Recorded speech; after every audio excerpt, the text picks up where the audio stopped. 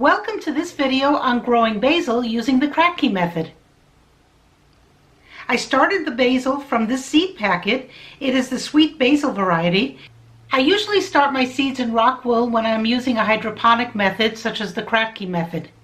You can see here I planted 4 seeds, 3 of them germinated. So now these are ready to be transferred into a bigger container. I have here 2 glass mason jars and a Folgers coffee jar that is the perfect size to hold these 3-inch net cups. What I'm going to do is to transfer each of these seedlings into the net cups, and I'm going to fill the empty space around the rock wool with some more rock wool to help keep the light out of the containers.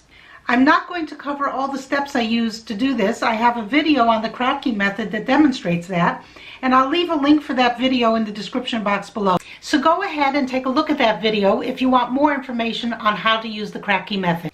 But I will review the basics in this video. I mixed up a gallon of the Grow Big hydroponics formula to feed the plants.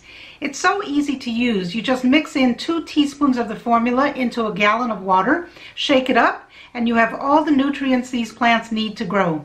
I show this Grow Big formula in my other video, as well as how to use the Master Blend hydroponic solution. It's up to you which you want to use. I find that the Grow Big formula works very well for my leafy greens and for my basil plants, and it's so much more convenient to mix up than the Master Blend formula. So now you can see me filling the first mason jar with the hydroponic solution. I fill it up just to the bottom of the net cup. Then I fill up the second mason jar, and I've used up my gallons, so I need to mix up some more. I usually have a couple of gallons ready to go pre-mixed. Okay, now I've mixed up another gallon, and I'm filling the third container, that's the Folgers container, with the hydroponic solution. I'm ready to move the seedlings into the containers and fill all around it with rock wool, and then when the plant grows a little bit taller, I'll fill in the rest of the area with clay pebbles. The purpose is to give support to the plant while helping block out the light from reaching the water in the container. If light filters through to the water, then algae and other organisms can grow more easily, and these are not healthy for the plant. We want the water to be nutrient rich to feed the plant, not to feed the algae. So we block out the light as best as possible.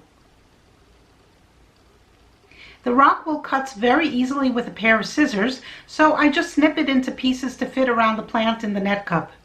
You can fill in any gaps with clay pebbles all around the rock wool until the net cup is filled.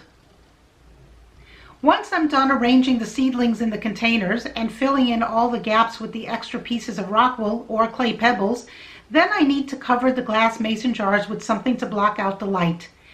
As I mentioned before, this is essential to keep the algae from growing. The mason jars are all glass, so they need to be covered completely. The Folgers container is already covered with their brand name and logo, but it's still a bit transparent, so I cover it as well.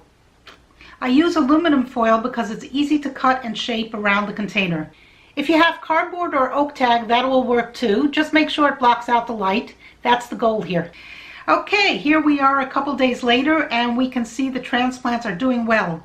Sometimes when you move plants from their environment, they don't do so well. But we didn't remove the basil from the rock wool, so the roots are still intact, and the only thing that really changed for these plants is the container they're in and also the water. Now the basil seedlings are enjoying the nutrients from the hydroponic water rather than from the tap water that they were in before. Okay, let's take a look at the basil plants. It's 1 week later, and you can see there's some new growth on the plants, and they are very healthy looking.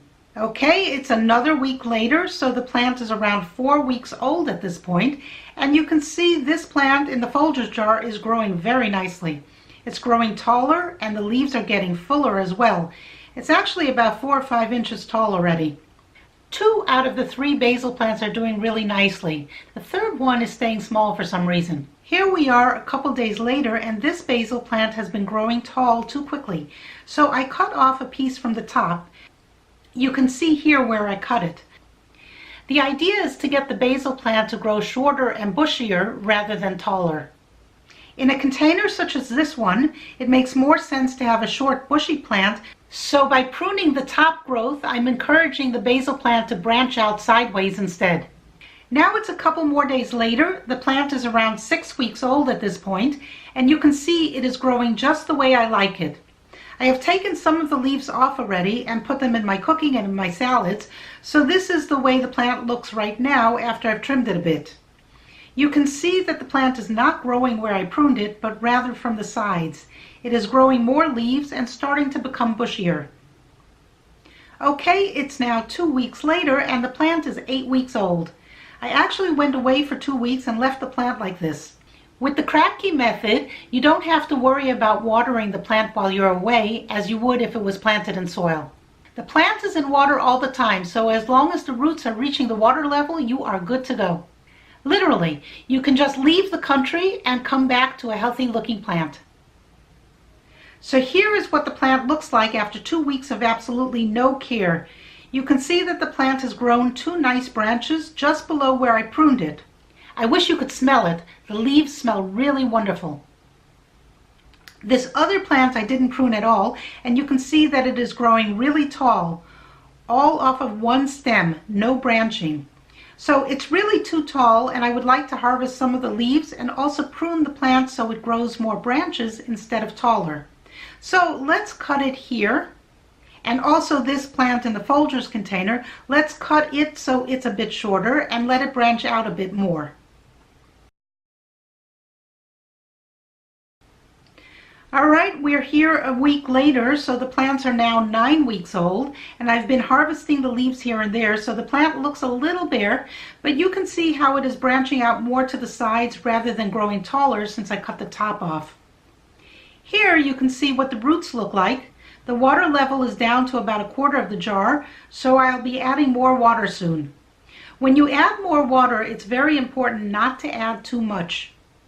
Using the Kratky method, the plant develops what are called air roots, and these air roots have to be exposed to air, not water. So if you refill the container with water too high, you might submerge those roots and drown the plant.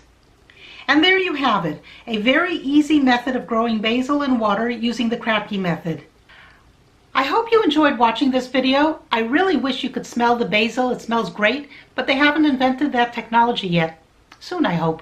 Anyway, please comment below if you have any suggestions or experiences you'd like to share, and consider subscribing if you like my videos. Thank you for watching. Bye!